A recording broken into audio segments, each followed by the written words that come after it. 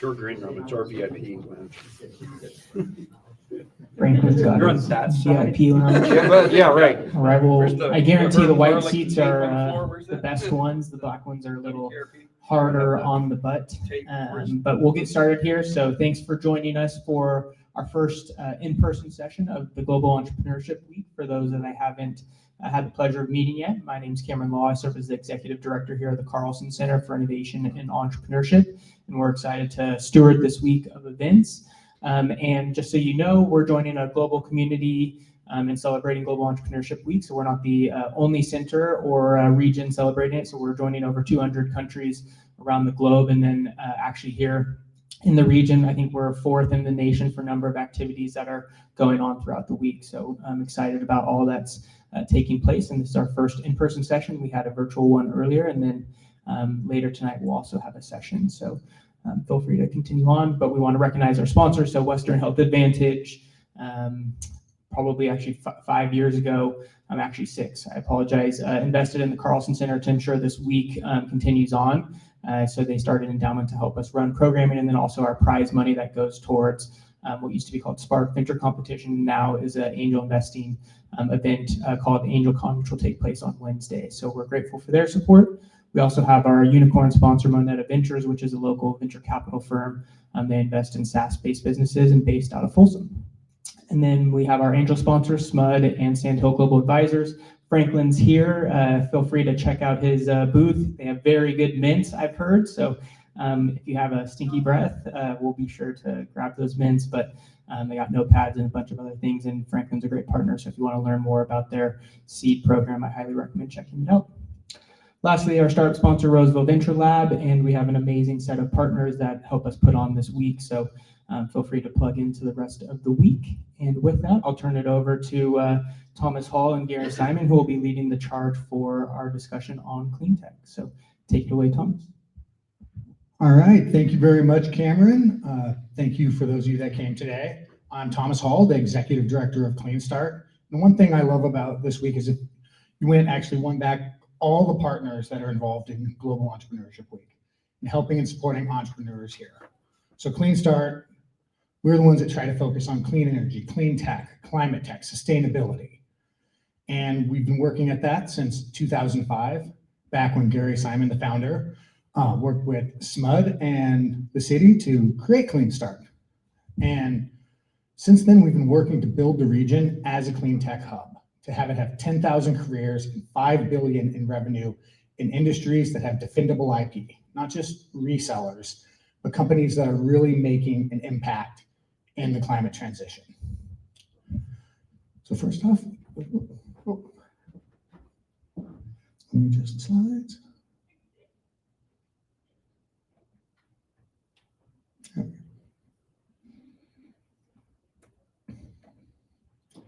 So, there's obviously myself and Gary Simon. If you guys want to scan this, you can learn more about some of the programs that CleanStart has to offer.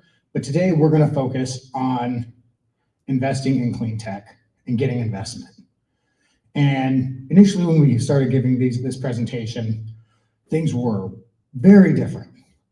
On a constant basis, there's business cycles and there's also political cycles that really impact investing in infrastructure, the residential space, computers, the impact of AI, that's going to have a big impact on the demand for energy, which in turn impacts the energy transition.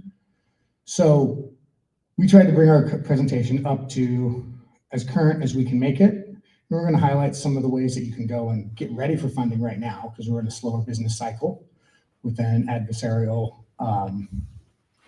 executive branch. And we're also going to highlight where you can still find potentially grant funding to be able to develop your clean tech idea. So you have an idea. All right, now what do you do? How many of you have been through Cameron's entrepreneurial toolkit? It's a great thing to go through, because what's the number one reason businesses end up failing? Any guess? They can't find a customer. So it's customer discovery, value proposition, and as we like to put it, if you're trying to get your company funded, there's 3 T's that you have to master, and you can master through that business model canvas, and that is traction. Can you prove that it works with people? Can you get traction with your customers?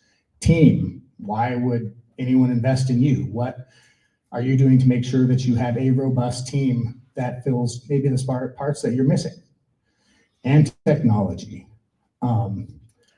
Improving your technology to make sure it's the one that's addressing the traction and the customers is critically important. So right now, while things might be a bit slower in CleanTech or not look as optimistic, there's still a lot of things that need to be solved. And there's still going to be investment in those areas all across the world. So focus on your technology, focus on getting the traction and building the team so that when things start to potentially come back or people start looking to invest more, you're ready to get some of that investment. Next, I'd like to welcome Gary Simon up to the stage. I'm probably not going to step up there. So at any rate, I'd like to know why you're here. So what's your interest in being here today? What would you like to learn about? Grant opportunities. I'm a startup for EV. We call it EV Opti, but EV charging stations completely. Oh, okay. So I've answered one of your emails. And so we're going to have a meeting with you pretty soon. So you just got to get on the website and pick a time. So at any rate, your name? Michael Johnson. All right. I'm Gary. Nice to meet you. John. Yes, I'm John Goldberg. I'm a business advisor with the Small Business Development Center, so I want to know everything that's going on in business in Sacramento, and especially CleanTech. All right. I'm Carter Wells, and I just have an interest in the area and don't have much experience in understanding it. Okay. Back here behind Cameron. I'm here to learn about the grant opportunities for CleanTech in general and also for EV stations, see what opportunities are. Okay. And here? I'm Robert Cordova. John and I are working on simpler shipping process. So we're just looking for maybe grant opportunities or how to leverage our skills. Shipping of what? Of boxes. Of buses? Boxes. Boxes. Yes. Okay. Very good. And you're? So I'm here with Robert Bank and John Page. So the boxes that we're talking about shipping, you know, there's a ton of cardboard that gets delivered to your house when you order through Amazon. I can't tell you how much they bring down boxes. So what we're doing is creating a reusable box that folds down, so actually be sent back to the sender so they can reuse it to post that week. Okay. Very good. I think you were at one of our first weekend Techstars, whatever they call it, hackathon. Were you back there 5 years ago? No. Okay. All right. We're just going around and finding out who's here. I'm Gary, and you're? I'm Yvette, and I'm with Data Checks Visual Business Reports, and I'm looking for opportunities to create visual reports for renewable energy companies. Okay. All right. Thank you very much for that. So let's talk about what's going on. Oh, I'm sorry. I missed you.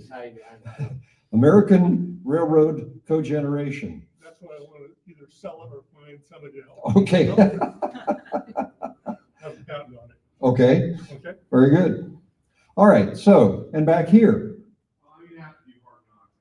As your crash course again this past year. And it's got to be. I'm doing research in creative writing of business. Just got to be tolerant and sometimes I feel like people take my ideas all the time for my research and development. They want me to be a second. That's my little right. I want to do contracts with people I've formed. I've been writing letters to and do a diverse corporation beauty contracts. And I have friends in bookstores and movie theaters and we're still trying to do the research and development. That's why I get ripped off sometimes. Yeah, well, but They don't have a warrant to search my app, and that goes for wiretapping and kind of thing. well, there's a big call for people with skills to know how to write grants. Oh, yeah. So, and it's an art. Some of it is kind of stupid, but you know, you just got to learn how the granting agency thinks. So. I gotta go hard knock days to get a crash course this past year. Yeah, well, That happens. Okay, so next slide.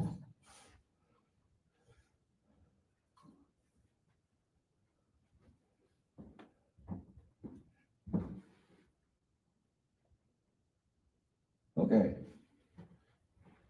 Here's some news that I sure think would come as a shock to you.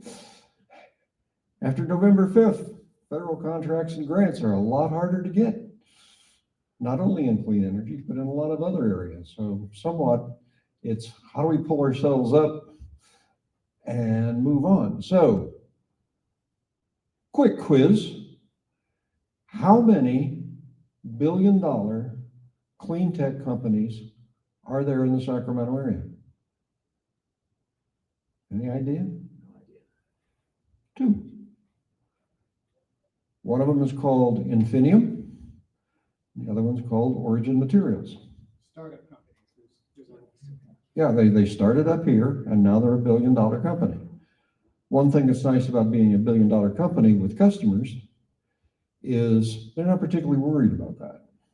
Their focus is on their customers and how do they get more and more business from them and how do they get more and more profitable. Well, that's an amazing thing. What's the other characteristic of those two businesses? They started the same year we started, 20 years ago. So if you're wanting to start a clean tech business, patience is required. All right, particularly if you have a physical product, which they both do. You can talk about apps, you can talk about all sorts of software that have a low cost to get started, low cost to get the revenue, and one of the highest failure rates in all of business. The only thing that has a higher failure rate than software-based companies are restaurants. And for some of the same reasons. Because if all you got is software and somebody comes up with a, halfway decent, better idea, then walk across the street and go to that. If you lose your key software developer, who was the genius in all this stuff, it's like losing the chef in the restaurant, So they move on, maybe take a lot of customers with them. So if you want to build a business with some staying power, you've got to have some staying power up front. Sounds like you have some staying power trying to work on your project. Okay, so we have come out of a condition which we called the green tidal wave. When Biden got the bipartisan infrastructure law and the Inflation Reduction Act passed, there was just an enormous amount of money pointed at clean tech.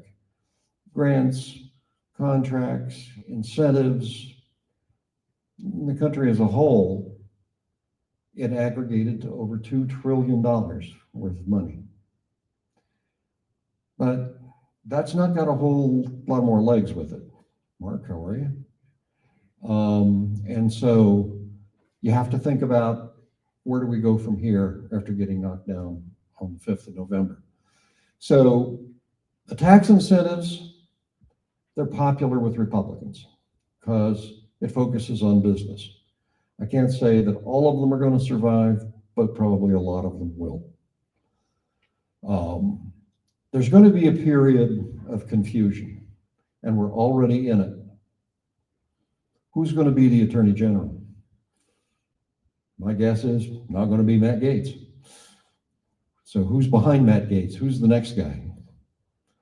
Trump has asked the Senate, when it reforms on January 3rd with all the newly elected senators and with a Republican majority in the Senate, to immediately adjourn and go into recess. Why? Because if you appoint a cabinet officer when the Senate is in recess, there are no confirmation hearings. And they're immediately in place and can do things. Well, 30 Republican senators have already said there will be no recess appointments. So they're obviously unhappy with the names that are being put forward. So amount of confusion. How's that going to work out? Who's the next one?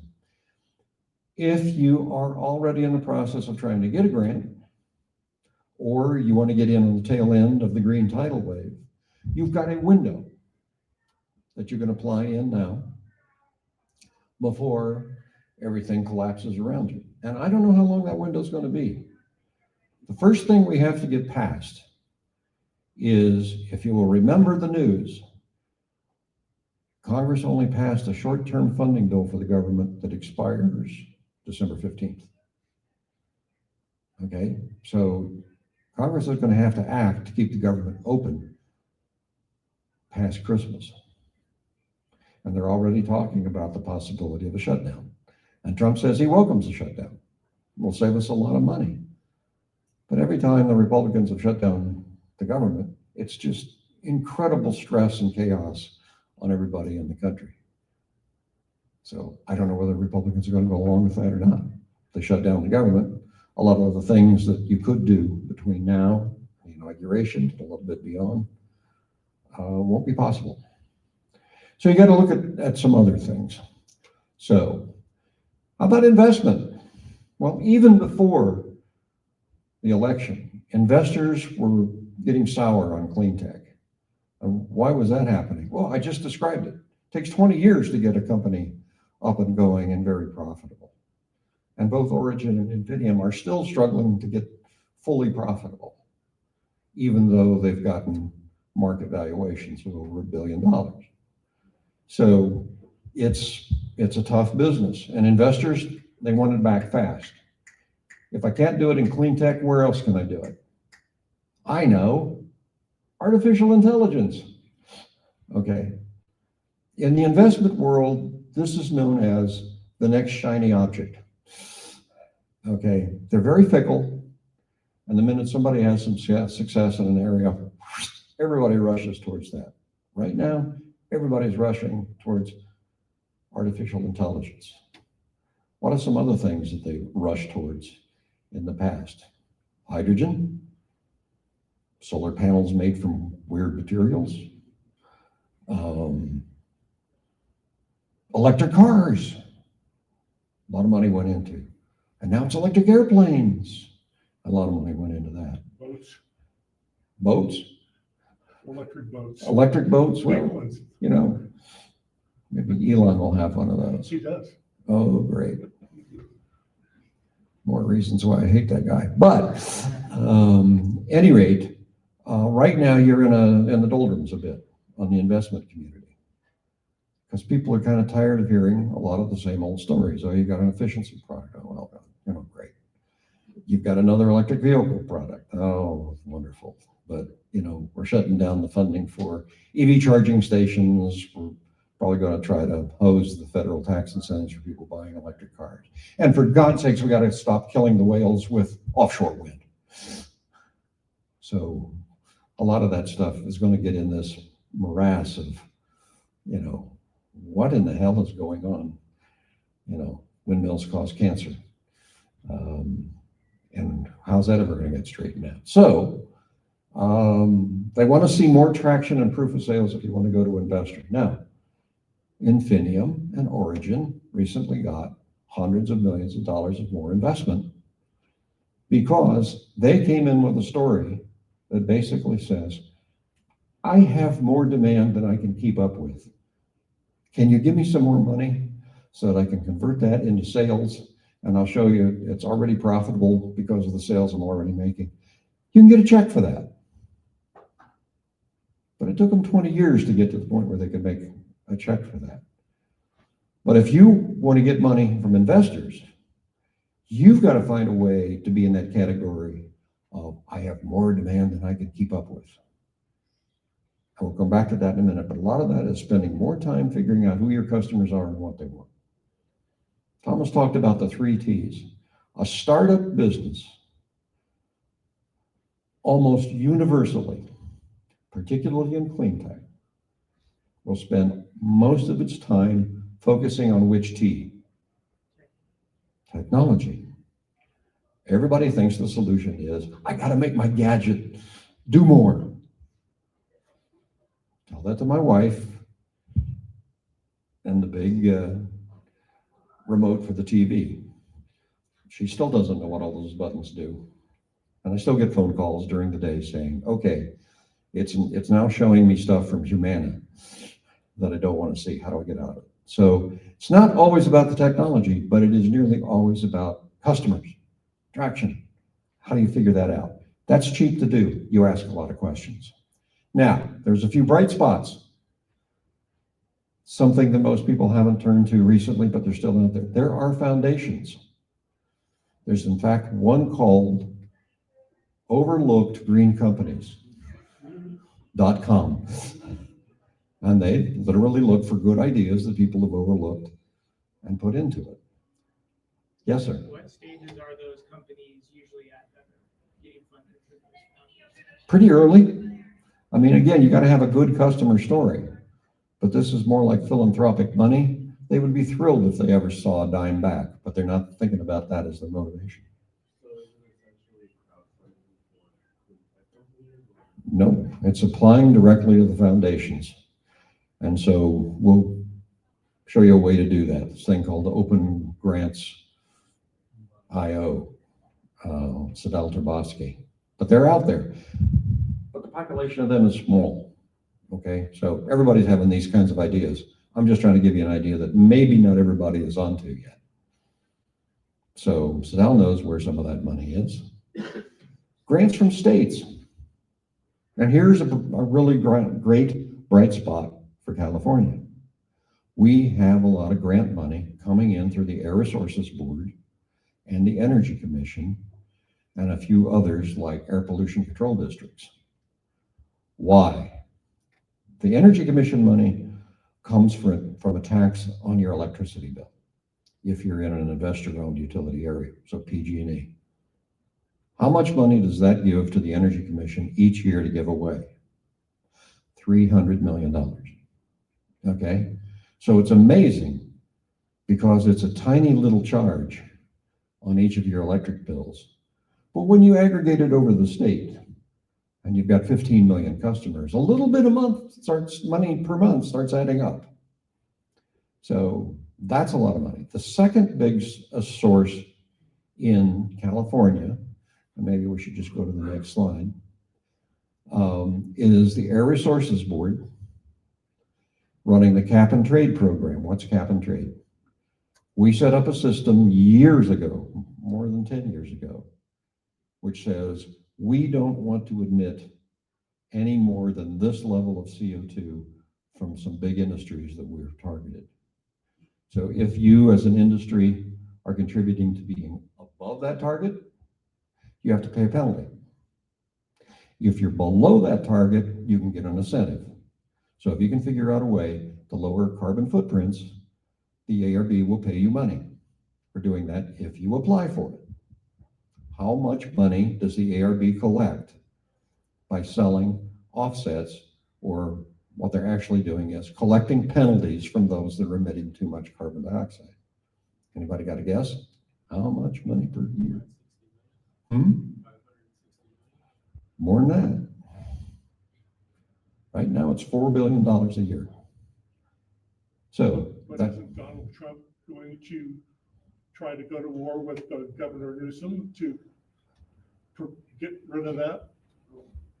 he can try, but I mean, it's a state program, and Mr. States' rights. That's right. But So the federal government, the federal court system is going to be a key. it will be, but this has been tested in the courts before. Put the time period.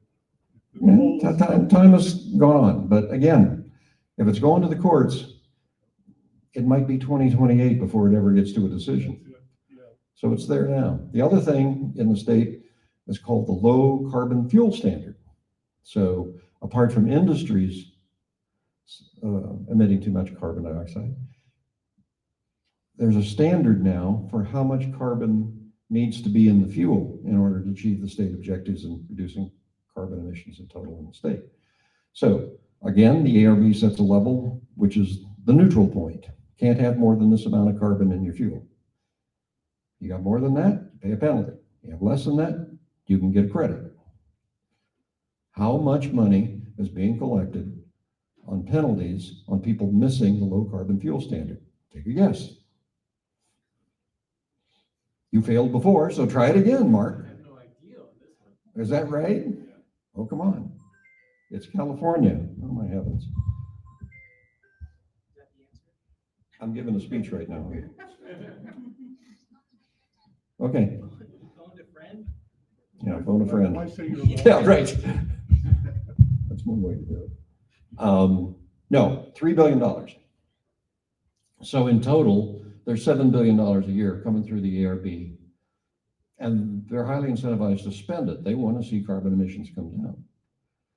But you have to learn the ins and outs. You got to learn the ropes of going and getting that money. You kind of have to see how they phrase it. You need to write grants telling people it's all about, how this is going to lower carbon dioxide. And unfortunately, when you get that big a bucket of money sitting in the state, what happens? Well, fraud. Yeah, that's minor. What's the other thing that happens? Legislature, what do? Yeah, there you go. So some of this money is earmarked. 25% of it has to go to low-income housing projects.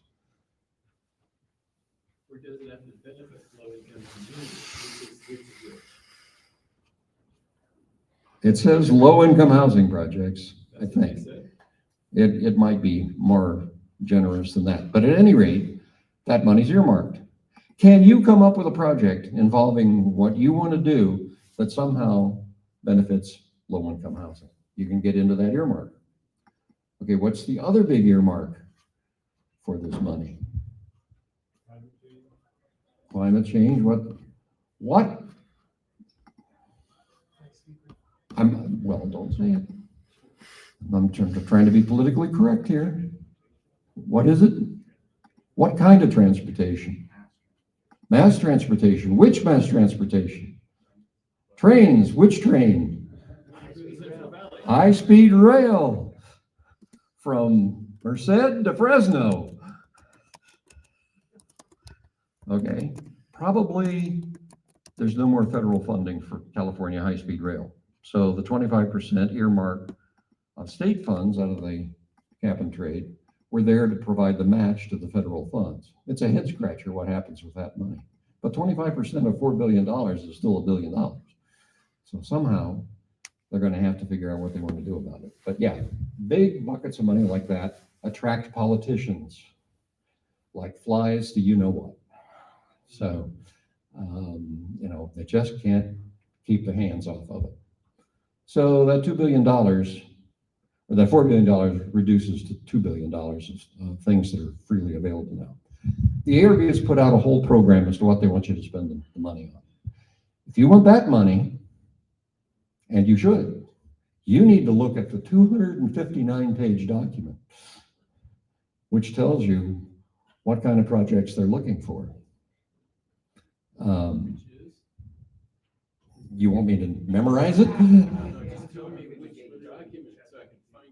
Oh, I think it's in the slides at the end here. We'll get to it, but it's called the ARB scoping plan. Okay? All right.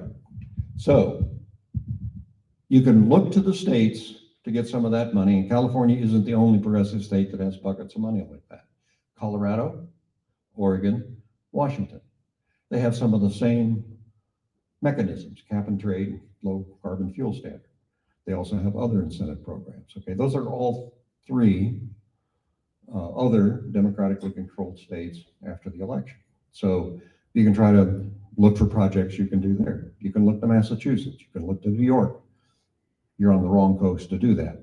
So just bear in mind, they like home teams. But you're pretty well positioned anywhere in the West if you could do that. So look there. The other thing is bootstrap, bootstrap, bootstrap. What does that mean? Anybody know what bootstrapping means? Yes, sir. That's a bad way to do it. What's a good way to bootstrap? Sell something. What could you sell? If you don't have a product right now, what could you sell? Pardon? The MVP, you could sell what you've already invented. but you're all smart people. Consulting. Okay, find people out there. You might even run across a customer in your customer discovery that says, oh, that sounds really good. How soon can I have a product? Maybe you need to go back to them and say, well, why don't you give me a consulting contract? And you have identified a problem, and I need to know more about that, and you need to know how to perfect the solution for you. Pay me to find out more how my product would solve your problem, and you own the result that I'll give you. Consulting is a heck of a way to bootstrap. Do not mortgage your house. Do not, except in rare circumstances, go and try to crowdfund money. Okay, that just gets you into a whole lot of legal trouble that you may not be prepared for. So that's not free money either. So bootstrapping is using your wits.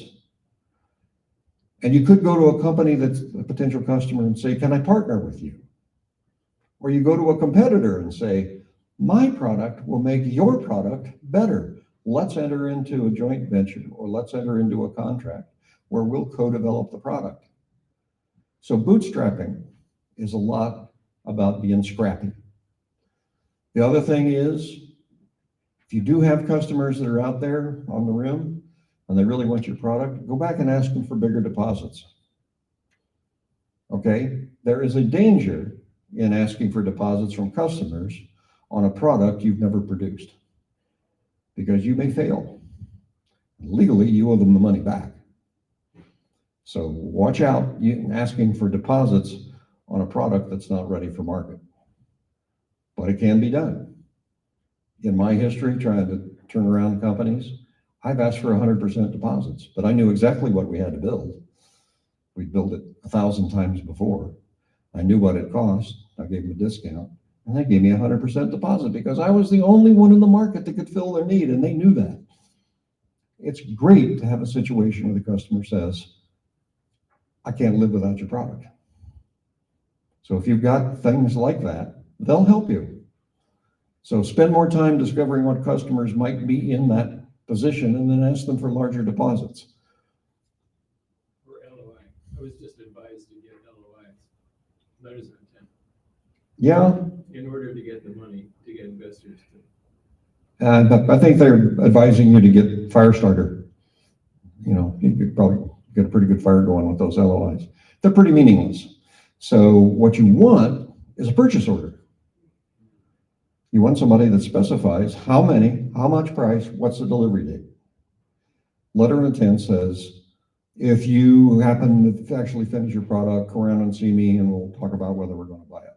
That's why they're not real valuable. There are pitch competitions out there, and we've just got one coming up this week, part of GEW, up at the Growth Factory. I think there's $100,000 in prizes being given out on that. There are big ones across the country. Rice University in Texas puts on one of the biggest, and it's specifically for clean energy business plans. So they have $500,000 million of cash sitting in the prize bucket. CleanTech Open has a number of big prizes. So one of the startups that we've worked with and took through our class, that individual has applied to 10 pitch competitions. He's won money out of 7. He paid attention to the class. So I don't think he in the aggregate has $100,000, but he has over 50,000. So that's better than loaning your money to your company. So think about how that works. Now, back to John's favorite. SBIRs, Small Business Innovation Research, R&D paid for by the federal government. SBIRs were invented in the 1970s, as I recall, as a way to get money to small business. Very popular, probably not going to be X'd out by the Republicans. Okay, so how big they are depends on the agency. Some people, there's a phase 1 and phase 2. And there's a mythological phase 3 I've never seen anybody get. And so sometimes the phase 1s are 100,000, but another agency for a phase 1 is 500,000. So look around for what's out there. NSF has one of the broadest SBIRs. They're not as lucrative. DOE, Department of Transportation, and the military. They're big users of SBIRs. Yeah, 2:30, Benjamin Cadronel from Advocacy Chiefs is going to go through a workshop on SBIR and STTR. So Yeah. if you want to hang around, he'll go through how to apply and what they look for in different grants. Yeah, so that one is probably going to survive. Today at 2:30. Today Yeah, at 2:30. today at 2:30. Probably right here. It'll be right on here. Yeah, okay. Okay. And customer interest in buying carbon offsets, things that reduce CO2, is still going to be out there because it's a way to avoid these penalties we've talked about. And what the ARB did Friday or the Friday before was they ratcheted down the point of neutrality.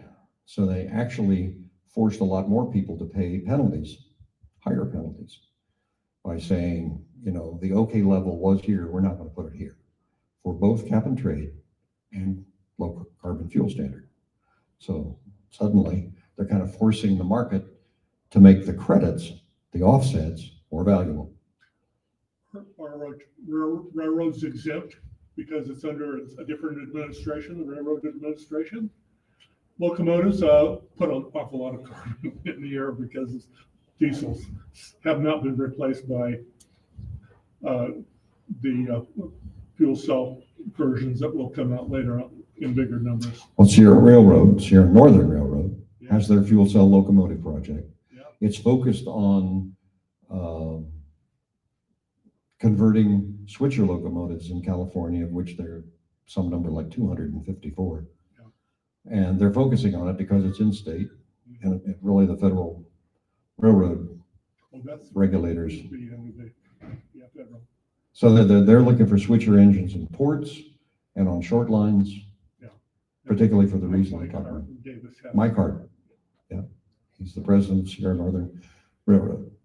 Okay, so go to customers, go to your competitors as potential partners, look at other corporates that might be interested in your product. They're willing to give you a consulting contract or a small R&D contract, but you need to start digging other places. The easy stuff, that was the Biden administration. We're now in a different climate. Okay, let's see what's next. Okay, so this is talking about, it's 297 pages, I was close. So that's, Mark, what it's called. It's the new carbon neutrality scoping plan. There's also something similar that's coming out, SB 54, creating a circular economy in California, making it so that producers have end-use responsibility, especially for single-use items. And that's looking at potentially having about 10 billion in grants, or 10 billion in shifted costs over the next 5 years, which could be in the form of all sorts of grants, reclamation, or any sort of project around the circular economy. So if you're trying to grab boxes and you have something in there, go and look for SB 54 groups, connect with them, because they're right now making decisions on what spending on that's going to look like. Maybe I should talk. I'm wondering about things where you drastically increase the life of something, like a car or something like that. Or does that not fit in there at all? Under SB 54, I don't think that would fit in there because it's specifically for producers of packaging. Oh, okay. But it is something when it comes to recycling and circular economy. This is probably just the start. This is what they got. We're able to get through and get through the courts and get everything to launch.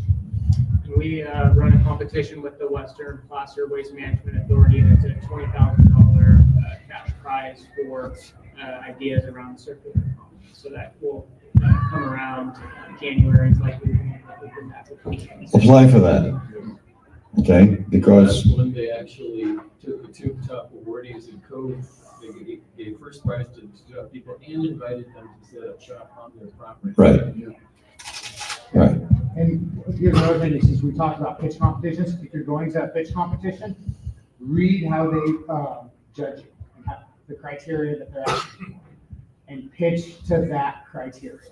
If you go and you pitch, what you're working on and not to the criteria, you won't win. They gave two prizes last time, and I'd say of all the people that pitched, those were the ones that read what they were evaluating, which was on the Carlson Center's website, which was on all the stuff. When you go to apply, those were the ones that matched what they were looking for specifically. And it is amazing on grants and pitch competitions, the people who lose almost all the time didn't say they would do anything like what the agency was giving out the money wanted. So, No due diligence. well, read the instructions. And the simplest way to write a grant application is you start out by looking at what it is they want you to do, and you just say, in this project, I will, and you repeat the words that they just said they wanted. Then you have to go through and justify why what you want to do actually meets that. But you'd be amazed how many people don't do that. And they say, I understand you want this thing on circular economy, but I got this really good idea on electric vehicles. This really is deserving of money, so that's why you should give me money. It's like, didn't meet the criteria.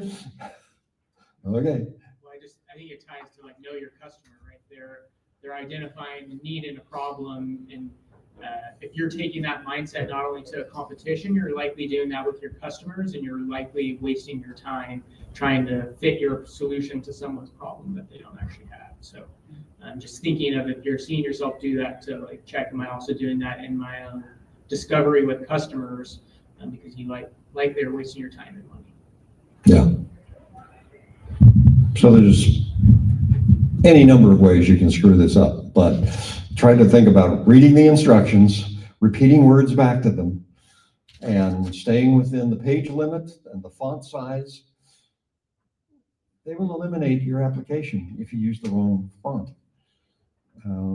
We said we wanted it in 12 point. You put it in 14 point, so you can get it in there. Throw it out. They might have 10,000 things to go through, so they might be looking for a reason just to be like, okay, conform with it. Yeah. Almost always, the first gate that you go through in submitting an application is it literally goes to a clerk. Did you exceed the maximum word limits? Did you use the right font? Did you have all the things in there that are required? If that clerk says no, nobody else looks at it. It's only the ones that say all the required elements are there that somebody with a technical background will actually pick up and read your application. So please follow the instructions. That's 297 pages of them.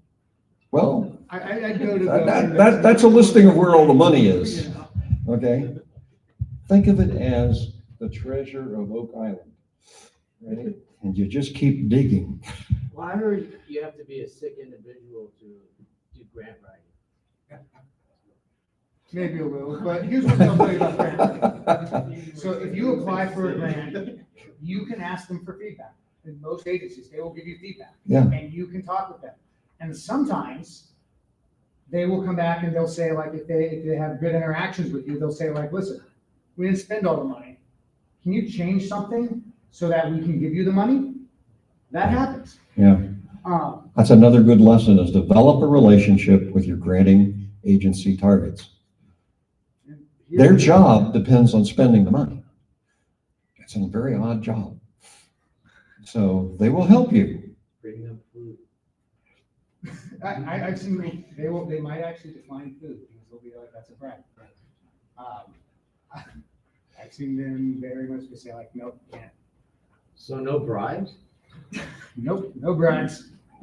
No obvious bribes. There's a little envelope. Not even a little envelope, but talk to them about their families, talk to them about their kids. You're just trying to get to know them. Okay. Now, we have in the slide presentation, and I assume we can use you to hand the thing out. I think we've got 4 examples of people that got grants. There's other early stage funding that we kind of talked about. There's ramp funding in California. CalOSPA has opportunities you can connect with. CalSeed and CalTestBed and Rocket Fund. And of course, locally in Sacramento, there's AngelCon. And then there's also, there's actually phase 0 SDIR. And that's where you apply to get free help to go for your Phase 1. Phase 0 is they help you write a phase 1 grant. Pardon? If you've never applied before. They don't give you money, but they help you. Yeah. So we recorded interviews of, I think, 4 companies. Also, you can take these slides, because here's some other ones. SC Johnson is one of the foundations, Echoing Green, DKR. Cisco has a bunch of money for climate and innovative projects that can go to companies. School Foundation, PG&E has their EPIC program, which is the counter to the state's EPIC program. It's money that they can do whatever they want with around innovation and supporting the ratepayers. And they got a website for that. And they've listed everything they're looking for. Find a way to make it match. My last name is Johnson, that helps me to open that. Well, Is your presentation here on the website? I think we're going to send it As around. long as you register it, I'll send it to You got it available? you. They'll send it to me and I'll send it to you. Where he's got a QR code at the beginning. Yeah. That's so you can connect with us. If it involves government money, what did we just say? Master all the requirements, read the instructions, take them seriously. It's lots of paperwork. An application for a federal grant is not 4 pages. It goes on and on and on. And you have to do things like get your own unique entity identifier, UEI, and you've got to have a cage code, and you've got to have a this, and you've got to have a that. You know, it sounds daunting. It's fairly easy to get all that stuff, but you got to go through and get the steps. You're going to need a team probably if you're going after a big grant. And if it's a really big grant, you need a paid grant writer. We just made you business back there. You're now going to benefit from everything you learned today. Print up some business cards and you're ready to go. I can use some better station here. Yeah, there you go. On some grants, it's useful to have a local government or a university lead, not your company, but some other entity.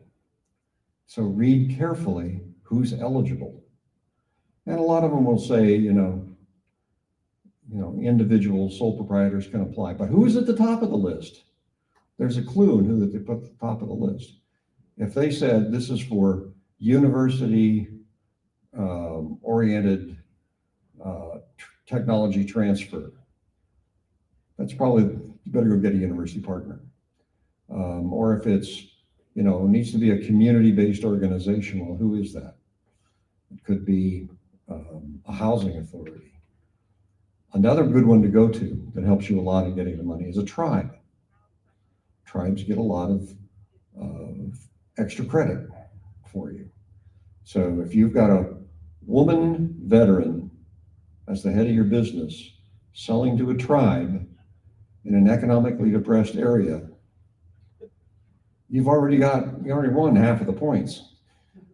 From that point forward, it's like, it's less important what you just said. Another thing on that is when you're connecting with tribes and communities, you're actually doing one of the T's, team. If you're working with someone at a university, at the college, a professor, you're actually building someone that's part of your team that will help you get the validation that you need later on. So don't take it, lightly. Find ways to really engage with whatever groups you're connecting with earnestly, because they're going to become part of your team going forward. Okay, what's the next slide? Oh, last point, be patient. Yeah. The government does not move quickly. There's lots of layers to get through. During this period of confusion, it may take longer than usual. And after all the secretaries get appointed and confirmed, things are probably going to go downhill from there. So be patient, but keep calling up and saying, yeah, is there any way to expedite this? So, all right. Go ahead, Thomas. So these are just some general rules that we came up with. One is ask questions and communicate, especially if you're working going after grants. Talk with these agencies. They are part of our government and they are here to work with the constituents of the community. If you go to the CEC, the California Energy Commission, they love talking to people. And the more that you talk with them, the more you'll actually see your discussions echoed in future grants. Build partnerships. This is go further. If you want to go fast, go alone. If you want to go far, go together. Connect with groups that you can work with to go after grants. Or maybe it's someone who they're going after a big grant and you're like, hey, let's be a partner. I'll do this small part of it that I'm an expert in and have a technology in, and I will help you complete your grant. If you're writing a grant, one of the things that is the hardest thing I think for entrepreneurs is you want to talk about how big your technology is, how you're going to solve everything. Well, if you solve everything, how much extra does the grant organization get? Nothing. There's only one thing that they care about, that you're going to complete what you said you're going to do. If you do more, they're super excited about it, but if you do less, that becomes kind of a problem because they get questioned about the efficiency use of funds. Write a budget reflecting when you need cash. If you have to buy capital equipment and it's a $3 million piece of equipment, don't put your disbursements evenly across the grant. Make sure it can be addressed when you need the money. And metrics you can touch. There's telling a good story, but if you have pictures, video, actual numbers, and other similar things, like we had one grant where they wanted people's first, last name, and contacting information, and they wanted us to get over 1,000 of those to prove that we were doing what we said we were doing. But those are metrics that you could touch. Another thing why we're focusing on grants right now, and a lot of people have been, we talked about past private investment in it, is a lot of the splashy investment that you see, it's thinking about, not about, is this going to make that much money, but how I can get a return based on exiting. So there's plenty of companies that haven't made money that have had giant, big, successful exits for their investors. I would honestly say most of those are not going to be clean tech companies because they're hard technologies. There's well-regulated systems that you have to go and operate in. So you typically don't see, a lot of the investment in clean tech when times are slow or even medium. What you see is the partnerships, the communities building and working on things. SMUD, which is investing in new technologies like the ESS battery system, which is a long duration storage, that hasn't been a overnight giant win for the company because it takes a lot of time and they're proving and validating it. But they've used that partnership to be able to fundraise money and grow, and they've worked on continually delivering with SMUD. So when you're going after these grants, communicate, build partnerships, because that's how you're going to go a lot farther. Be explicit and don't overpromise. Write a budget that's there and metrics you can touch. And let me just point out this thing there.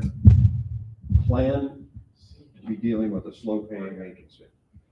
Okay, this comes back to your cash flow. Most grants pay you in arrears. You have to spend the money up front. Then you submit an invoice. Then you get paid. Okay?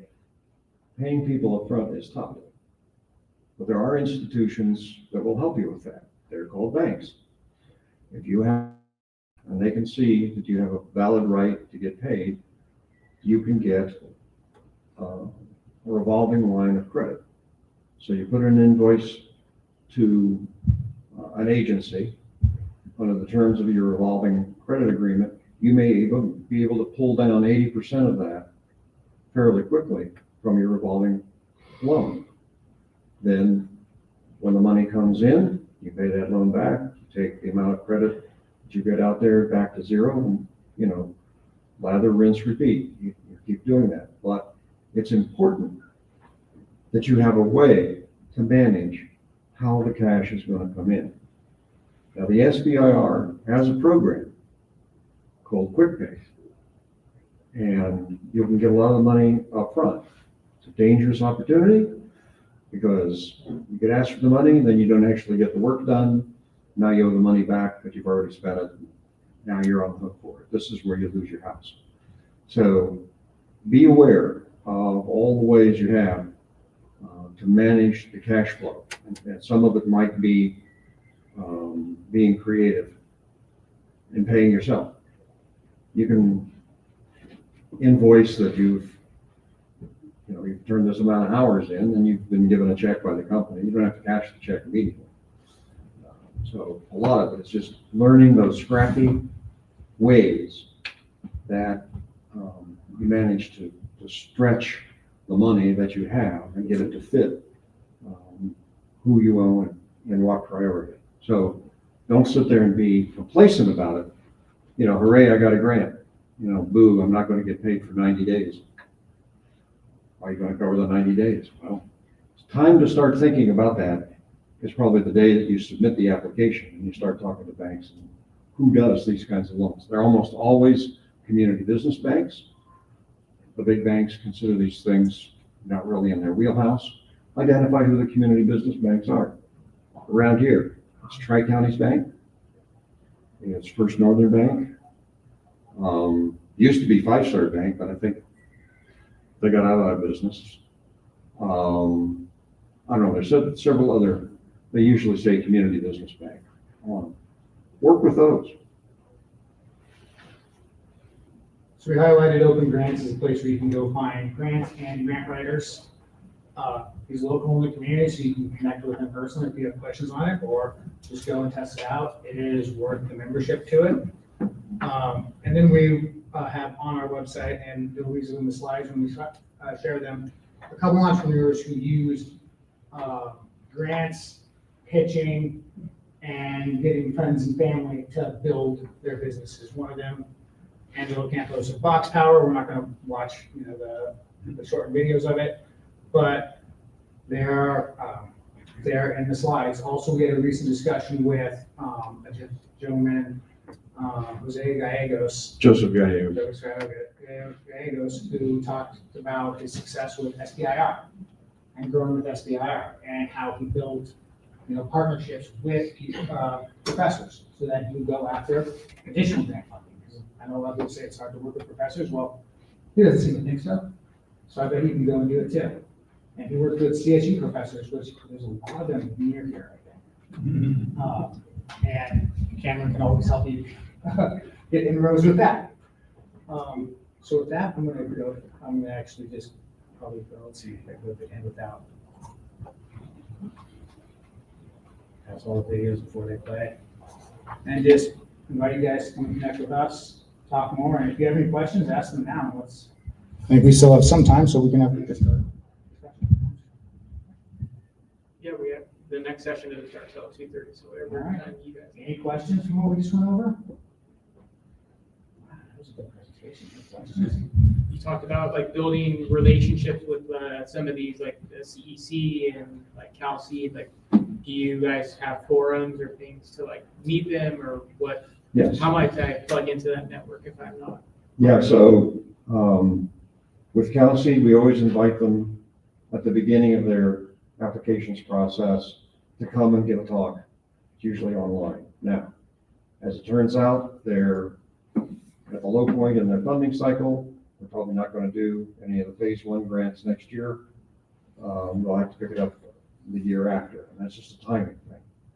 But we just got through the round, and I think we talked about the phase 2 grants. They were $450,000. Mm-hmm. So it looks like 5 or 6 of those are going to be awarded.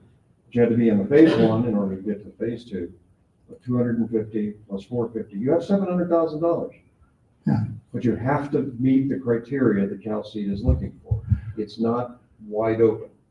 So you have to read carefully what are the funding criteria, and they change every year. But if you meet it, apply. So we do have virtual discussions, which often have people from CalSeed, CalTestBed, the CEC. We've had people from the Air Resources Board come and talk about funding and what they're working on. Those are a good way to connect with them. There's also, we mentioned the CEC EPIC program.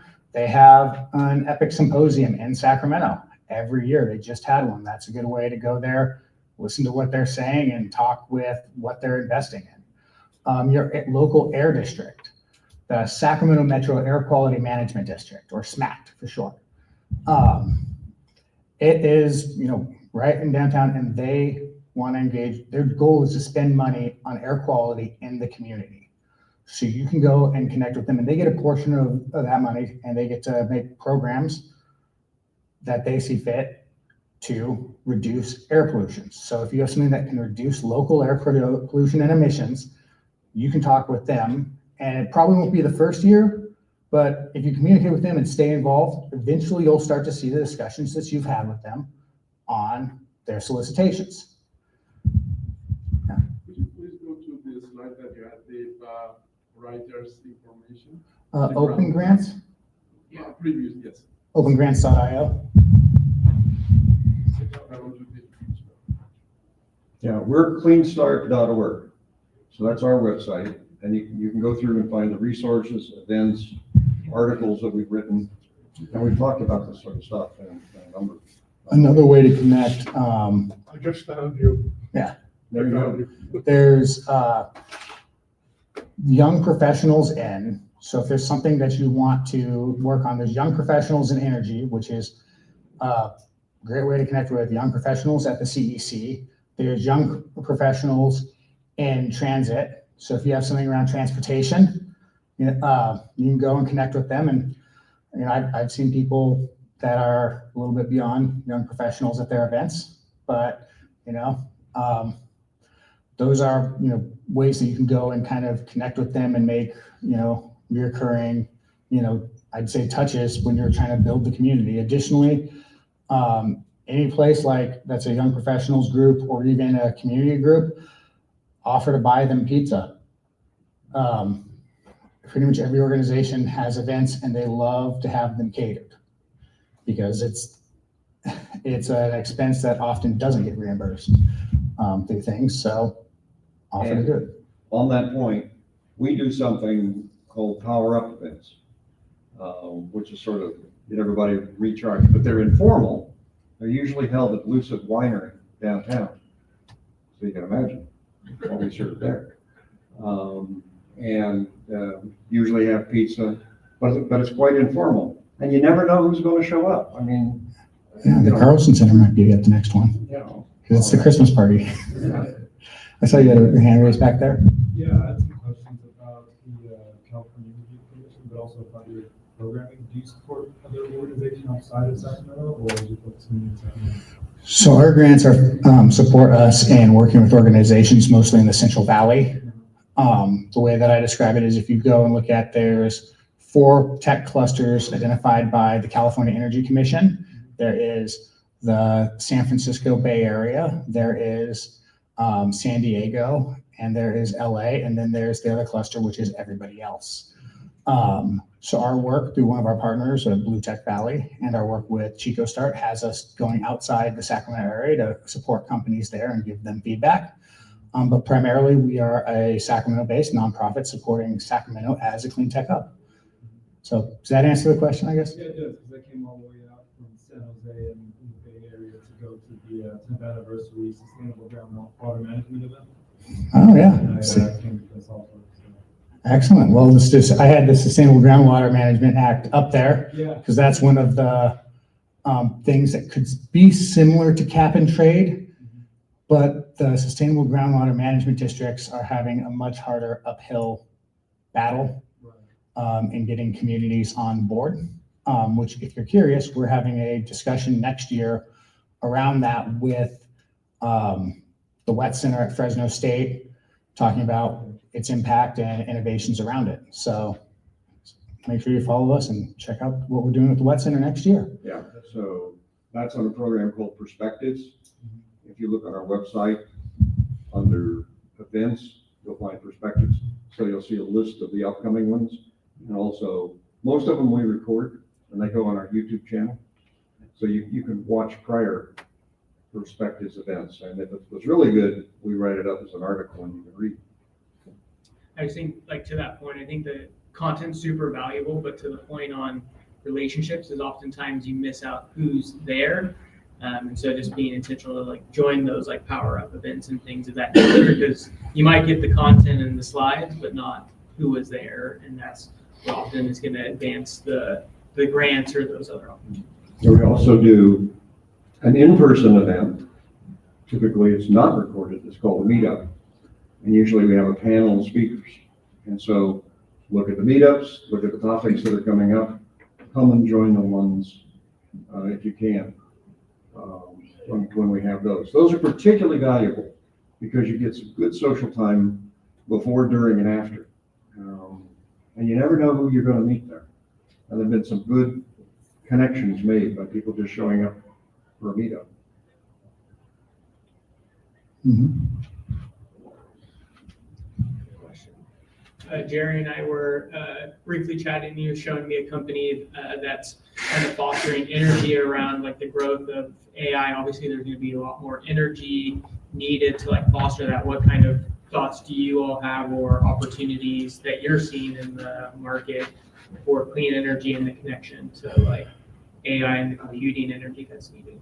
Well, honestly, so like there's a lot of hype around AI, so everyone wants to say we're going bigger, we need more and more energy. So you see these power purchase agreements that are getting somewhat a little absurd and trying to say like, oh, we're going to restart these nuclear reactors. I think you had OpenAI say that they need $1 trillion of investment. My kind of response on that is, I think a lot of those are overstated and a lot of hyperbole to get people really excited about the energy transition or about AI. And money is still going to cap what people can do on that. They're not going to get $1 trillion to buy chips to do this, because then they have to get a 3 trillion return. So that being said, there's still a lot of things that are going to drive the cost or the demand for power. One is going to be electric vehicles. I saw an article the other day that was saying, I think it was 190 terawatt hours of energy needed annually to decarbonize steel. And that's a significant amount. That's more than I think the AI transition or the AI demand is supposed to be. So the need for power at the right time, at the right place is growing. And we have a really, really old grid infrastructure in most parts of the country. We have a grid infrastructure that can be ran a whole lot smarter. And we have batteries that are now just starting to kind of come online all across the country. And then coordinating all these resources so that you get power at the right spot at the right time is going to be critical in the energy transition. And also it's an increase of efficiency. So one thing that you'll probably see with a lot of the AI is when energy is cheap, they will buy as much of it as possible. And there's going to be a lot of times during the day in different areas, especially ones that have high solar and wind saturation, where prices could go negative and they will run those chips as much as they can. But then when it gets more expensive, odds are AI will curtail itself. Yeah. Actually, just batteries. Yeah, just store it, buy it cheap, store it, and then when the price goes up, use what's stored. But coordinating these resources is going to be a big part of it, and it's a place where they still need a lot of. It's not just innovation, but also working with customers, because you have all these homes and then all retail businesses. How much flexibility do they really have? Well, individual ones only have like a small amount, but if you get them all together, you can get a whole bunch of demand response, which is what's called. To do that, you've got to get people to buy in. You have to partner with utilities, because usually they're the ones that they're going to trust to sign up on it. Or you have to, I think as, I'm trying to remember, I think it was Home Connect, give out free digital thermostats so that you potentially can enroll them in a demand response program later. There's a whole lot of go-to-market solutions that can happen around the energy transition that's about these resource coordinations. And since we're kind of on this already, there's one thing to think about is that there's the part of the grid that SMUD controls. And that's called in front of the meter. That's the power lines that you see everywhere, the one going from your house, the things that are in front of the meter on your house or on your business. And then there's behind the meter. Behind the meter is everything that you do, right? And typically, SMUD has never had a role really in what you do behind the meter. But now there's time of use rates for electric vehicles. There's other utilities are having demand response programs through Tesla Powerwalls. And all of this is utilities working with companies to reach across the meter and create programs that reduce consumption of energy when prices are high and increase storage or consumption when prices are low. So if you're looking at a solution, you need to think about where you sit, especially if it's on demand response, but where you sit relative to the customer, where you sit relative to the utility, how, where you kind of operate in it, because there's a lot of rules and a lot of things incentives that have been set up. And if you don't understand them, you'll end up working on something that, won't necessarily help or be adopted. So. Yeah, so I mean, it's just a general thing. Never count technology out in changing the nature of the problem. So for example, we're talking about, we have an older grid. It's there's a lot of stresses and strains on it. But let's get back to the reality. Utilities have invested a lot. High voltage transmission, relatively high voltage distribution, et cetera. It's not used 100% of the time. Do you have any idea what percent of the time, on average, it's used? 30%. So when we talk about, we need to do all of this stuff, well, maybe if we just use what's already there more efficiently, and that's what he's talking about in controlling loads, controlling other sources, et cetera. But on AI, specifically Cameron's question, I've read all the stuff about, Microsoft needs 890 megawatts to run their AI data processing center. My immediate reaction was, baloney. We have seen the power requirements of chips go down dramatically in the past. It's going to continue to do that. I don't know whether you're familiar with the company NVIDIA, but NVIDIA makes chips for gamers. They're much more efficient, so they've got like $1 trillion valuation because they've invented these new chips, and there's more on that horizon. So there's a change in the way chips are going to be architected. One version of that is it will reduce their power consumption to less than 1% of what it's using now. So what happens to Microsoft with their 890 megawatt demand if these new chips come in? They're only going to need 10 megawatts. But there is an opportunity.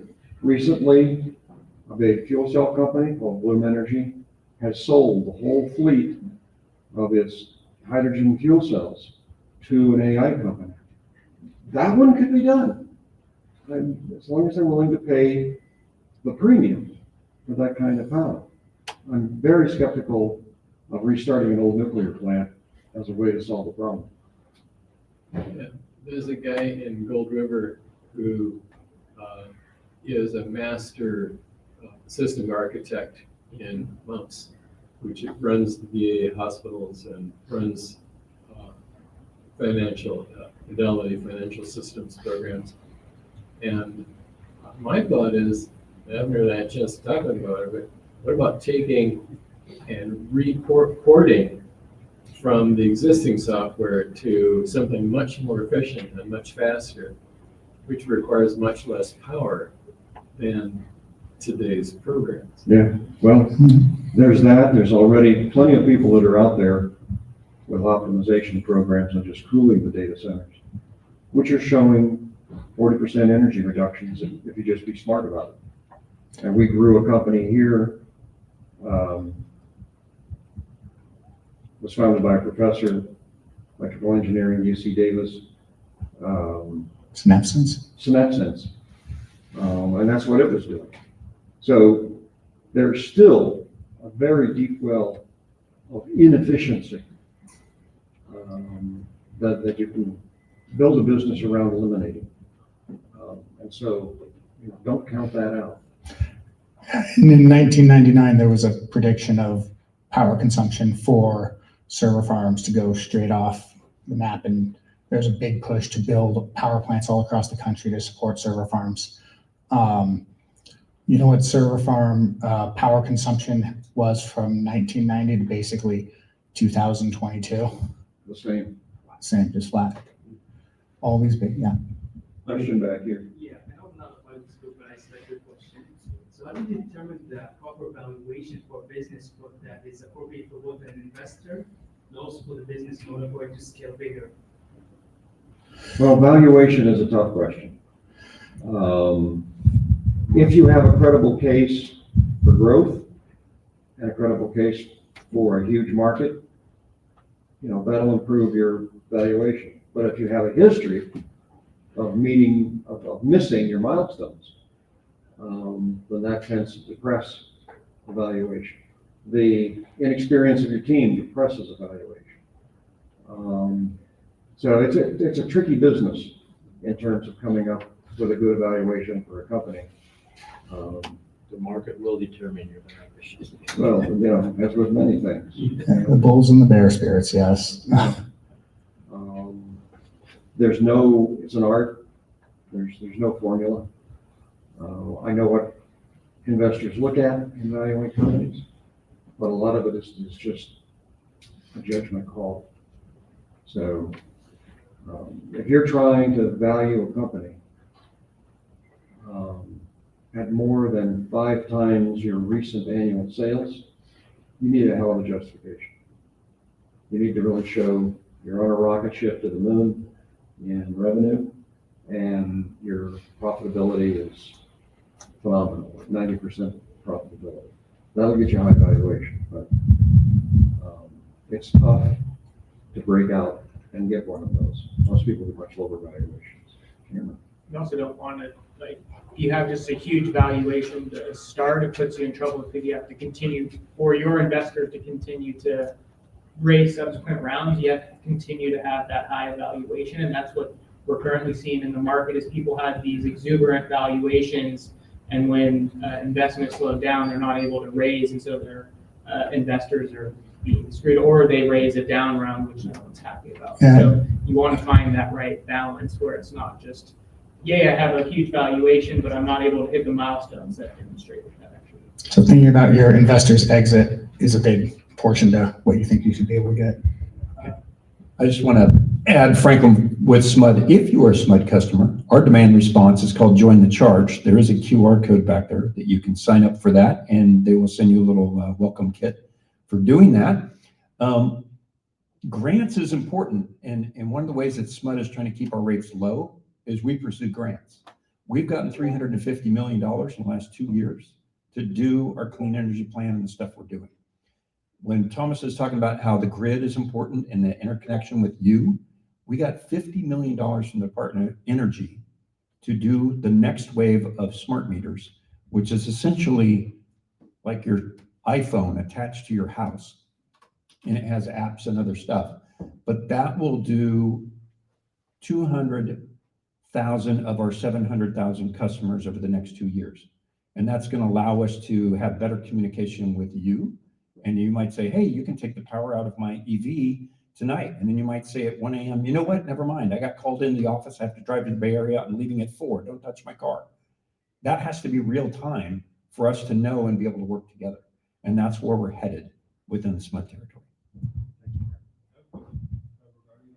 Yes. So I got some grants from the government business office, it centers around public-private partnerships. And one of my clients, they're called Algo Energy, and they are a subsidiary of this trading company, high frequency trading called Algo Logic. and they actually are developing some programs like that.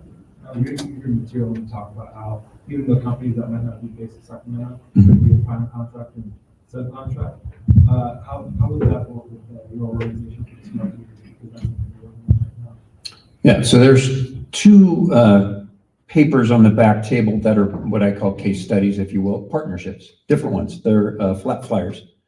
So if people develop something, this is why SMUD is a sponsor of this week and why we're involved with startups and the ecosystem, is we need innovation. We need ideas. There are things that we see that are useful to SMUD. We partner or pilot them and check them out. Two in the back, Thomas mentioned ESS batteries, iron flow, long storage battery, long life cycle. We can cycle it a lot because we're going to do that a lot. Huge purchase. Part of the leverage of that purchase was, hey, that's a great product. We want to do it. We want to do it here. It's not from here. We said, well, we'll do a bunch of it. Part of the deal needs to be you're going to create a training facility and jobs here in Sacramento to maintain and operate those batteries. And so that was part of the leverage, the economic development piece of it that we got by making a large early purchase with them, or an agreement to purchase more. The second case study over there is On-Site Technologies, startup here in the region, now headquartered in Folsom. They originally developed a robot that checks, has a high-def camera and an infrared camera that does heat sensing that can look at the back connections on solar panels. Their second product is called the OWL. That's what we're going to pilot with those batteries. It searches and is early detection for any kind of fire. Any puff of smoke, it detects it. It will send a little video directly to the facility manager, and he can see what that sees. So again, something useful to us. We're going to pilot that. That's a brand new pilot we just did about 2 months ago, and we'll be doing over the next year. But it's something that's useful to us. It mitigates risk. A lot of fire departments very nervous about batteries, even though these are not lithium-ion batteries that have a bigger fire issue. But it's a way for us to mitigate that, make them feel better, and make our insurer feel better about what we're doing when we're going into something new, right? So, and we're able to do it with somebody in our backyard that's a startup company, and then I've got 40 employees, so great for the region. Okay, I think we've come to the end of our allotted time. So thank you very much for your attention, your participation. Hope you got something out of it. Cameron? Awesome. Well, just wrapping up, we have our next session at 2:30. So if you want to learn more about the SBIR STTR program, we'll have Benjamin Casanel. He has a program through the city of Sacramento, and then we're also expanding it in the region for those that want to prepare to actually apply for SBIR. So it'll be a great resource to connect it, and he'll be kind of going through some of the blocks of that program. So that will be at 2:30 in this space, so feel free to hang out. So I need to start a grant team. Appreciate you all being here. Even if it's informal. I tried it and it's. You need some people that have been. I'm gonna go. I'll be right back. I'm gonna turn the live You know, more brains. on it virtually earlier too. I said.